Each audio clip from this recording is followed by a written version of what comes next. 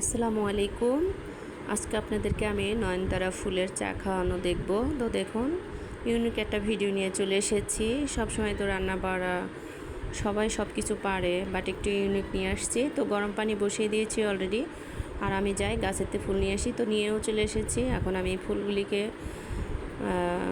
সুন্দর করে সিদ্ধ করে নিব। তো দেখুন, আমি কিন্তু ফুল দিয়ে চা বানিয়েও ফেলেছি অলরেডি।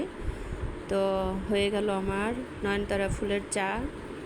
সবাই তো ইউনিক খুঁজেন, ভাইরাল আমার হতেই হবে, তো যেভাবেই হোক না কেন। তো এই জন্যই আর কি আসলে নয়নতারা ফুলের চা বানিয়ে নিলাম। আর চাটা কতটা সুন্দর হয়েছে দেখুন। আসলে কি জানেন, আমরা এই সুন্দরের প্রতি সবাই দৌড়াই, ছেলে হোক মেয়ে হোক যেই হোক না কেন। এটাই আমি বুঝাইতে চাইছি যে সব কিছু দিয়ে আসলে বিবেচনা করা ঠিক না। আমি কেমন, আপনি কেমন, ঠিক আছে?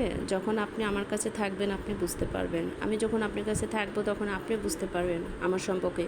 বাট দূরের থেকে কিন্তু কেউ কাউকে কোনো কিছু মিন করা ঠিক না, কারণ সবাই সবার ফ্যামিলিতে যে যেখানেই আছে না কেন খুবই ভালো আছে, যার যার একটা সম্মান আছে।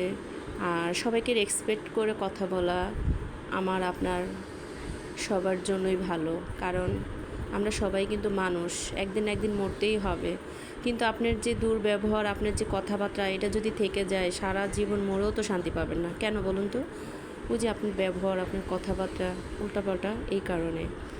আসলে কি জানেন, আমরা রাগের মাথায় অনেকের অনেক কিছু বলে ফেলে, বাট আসলে বলা ঠিক না।